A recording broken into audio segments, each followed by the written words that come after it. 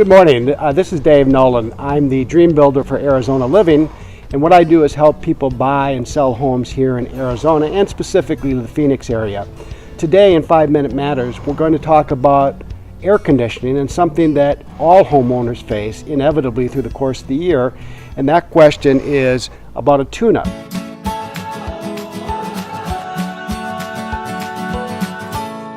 And this word tune-up goes around the industry time and time again. It happens that my units are out today, so I've invited some good friends of ours that do a lot of work here in the Anthem and Phoenix area from straightforward heating and air conditioning to tell us about tune-ups, walk us through the process, and then give you the insight as to what you should look for, what it might cost if you were to do it at your home. So I'd like to introduce Trey to you.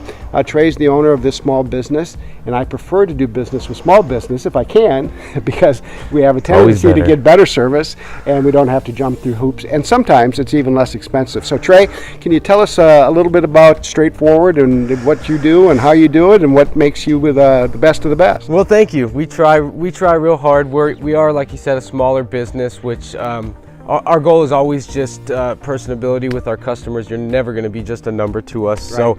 So as far as the tune-ups go, what the tune-ups are, they can be kind of deceiving, the name tune-up, just because a lot of people think of spark plugs and changing oil, stuff like that. When it comes to an air conditioner, right, a lot of things are sealed, and it's mainly just cleaning up coils and making sure all the amp draws on the motors are where they should be. Very important, because if you catch little dirty coils here and there on time, you can save your unit, you can save your electricity bill and headaches down the road. Well, we like to save headaches, so it's kind of a misnomer that this tune-up, which I expected as a layperson, was exactly all these parts would be out, you put in new plugs, but it's really diagnostics. Mainly, and today we're going to go through about 4 steps of diagnostics, and when you start, can you just cover those 4 quickly? I know we're going to look at thermostat, we're going to look at other things. What are the 4 or 5 major things you look at in this so-called tune-up? Yeah, absolutely. So the first thing we do is like you said, we check the thermostat, make sure it's calibrated properly. We check your air filter, because that dirty air filter restricts a lot of air and can cause a lot of issues. Then we step outside, we look at the condenser. The condenser, we check the outdoor coil for dirty, make sure the outdoor coil isn't dirty. A lot of times it is. It should be cleaned every year no matter what. And then we take amp draws outside. Then we go upstairs into the attic, check your indoor units, which is your air handler or furnace, depending on what type of heating you have. Which also has your drain line up there. We got to make sure your drain line isn't clogged so you don't have any overflows and have a ceiling fall in unexpectedly. I got a feeling it's going to be better to show our viewers exactly what you're talking about. Now you're talking encyclopedia stuff for me. And it's very hard for me to just explain it, right, and I don't want to go over the 5 minutes. So well, let's go see it. We'll go start with maybe taking a look at the thermostat, what happens there, and then we'll walk outdoors and take the component apart, and we'll go from there. More than happy to. Great to have you with us, Trey. Thank you. We have the thermostat, we got a temperature. What's this temperature split all about? So what the temperature split tells us, it gives us a good indication where we stand as far as how the unit's performing without getting into anything first. So what we do is we take a temperature, or the ambient temperature inside the house. We're reading right about 81 degrees. And what we do after that is we're going to get a supply register, and we're going to see what the temperature is coming out. We want about 20-21 degree split, meaning if it's 81 in here, we would like to see about 60 coming out. Okay, great. Let's go to the next step then. Let's do it. Absolutely. So what we got here is the condenser. This is the outdoor section of the unit.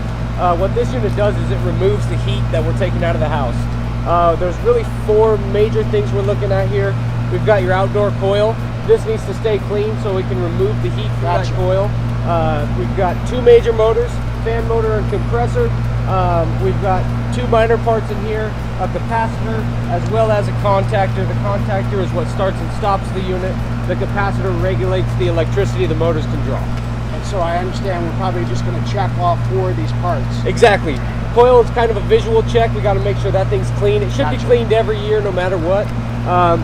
Capacitor, we take electrical readings. Contactor is also a kind of a visual inspection, make sure it's not arcing and burnt. And the compressor, fan motor, same thing, electrical readings, making sure they're amping properly, not overamping, and within the manufacturer specs. All right, we'll do your thing and we'll come back to you and see how we did. Thank you, sir. All right, we've completed our project today. We have good news and not such good news. The good news is that we tested all the component parts. Right. We won't take the viewer through all of them, but because the main part of it was going up in the attic, where we looked at the unit and the operating conditions of the coils. So what we found is that you know, the condenser's okay, the fan is okay, but we were leaking some fluid, and if you're leaking fluid, there's got to be something associated with that. So the bad news was we basically need a new air conditioner after the diagnosis. Is that accurate? Very accurate. We're not saying that's your only option, but definitely the state of the air conditioner and the age, it's probably your best option. We found refrigerant was low. Yep. Went upstairs, indoor Right. coil was rusted, and we're leaking refrigerant. So. And I think the message is here is that the viewer, first to take a look at the age of the unit, because it's going to give you a good pulse as to what might be Absolutely. happening. In this case, my units are 20 years old, so it's probably time to change them. Complement with that the fact that the current refrigerant is going out of stock. It's no longer going to be made. It's time to go to 410 and just move forward with this. And now the next step is just getting the good price bids for these units with installation. Absolutely, yeah. With 20 years old for Arizona is pretty dang good, honestly. So they've done good. They've lasted this Yep. long.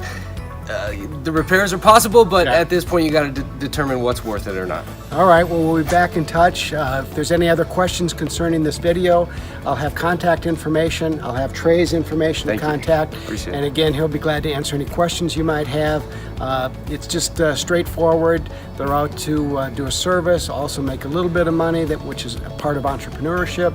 But at the end of the day, you have to go through a process like this to know that you're really making the right investments, the right choices. And we could put seal in it, and we could put new refrigerator in it, but that's another $1,000. And 20 years with it, when you got to come to terms with it, it might be time to buy new AC Absolutely, and units. I just want to make sure everybody understands.